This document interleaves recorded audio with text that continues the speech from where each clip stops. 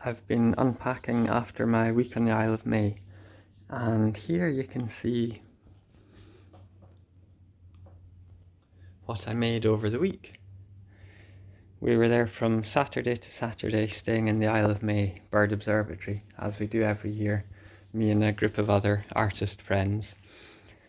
And I just find that in a week on the Isle of May I come back with more work than I can get done in weeks and weeks and weeks, months really, at home often. So, almost all watercolour.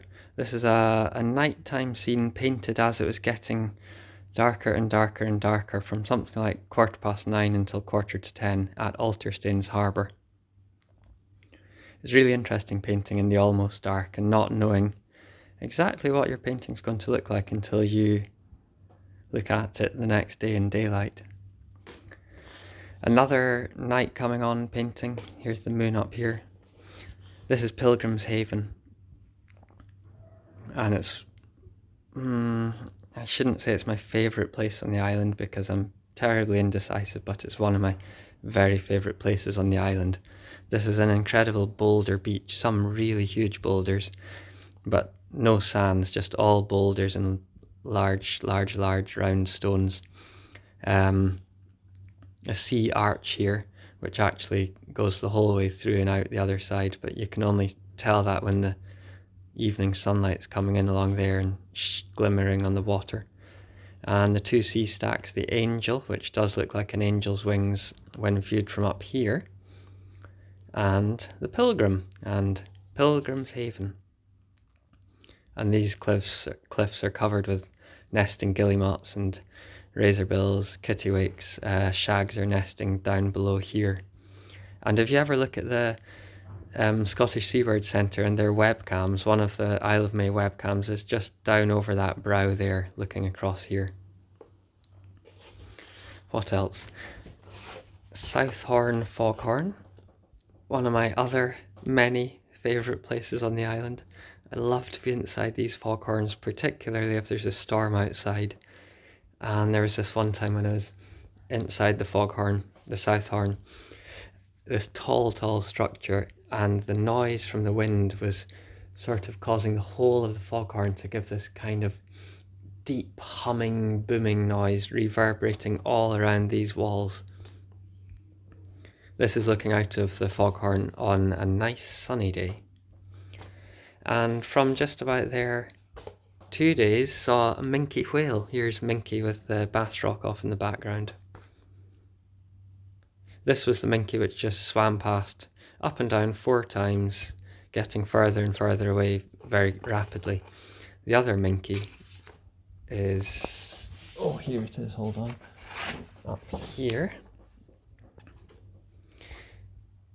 This is oil bar and oil pastel rather than watercolour, and this one we got to spend, as I've already said in another video, got to spend a good few hours watching it on and off and getting brilliant views, and in fact hearing the blow when it first surfaced.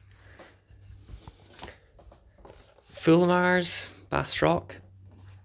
A lot of the work I come back with is not yet finished, so I've still got work to do on this one. Beautiful sunsets you sometimes get, and beautiful sunrises if you're up at 5 AM. The seal I showed the other day, grey seal.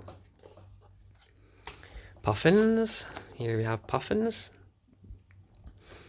They go into these squat shapes when they're sitting down on the rocks on the cliffs. And then when they stand up and are looking around, they get really tall and elongated and really slim looking. More nesting auks, guillemot, and 2 razorbill bottoms. And the guano spattered cliffs. It's amazing what they can cling on to, these auks, these seabirds. The female eiders are all over the island, and they're nesting all over the island. And if you're not careful, you could quite easily step on one because they pretty much don't move no matter how close you go to them. So this female's nesting in amongst the thrift. These are mounds of thrift, which really do form these beautiful lush green mounds. If there were not rabbits all over the island, then these little pink specks would be tall thrift flowers, bright, beautiful pinks. I have seen the island like that once when there were far fewer rabbits. But the rabbits seem to love the flower stems and the flowers, and they keep them cropped to just being these lovely mounds. And the sea campion, which the rabbits don't seem to eat.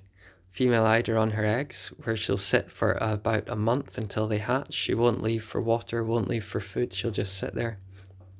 And here are the ruins of the priory behind.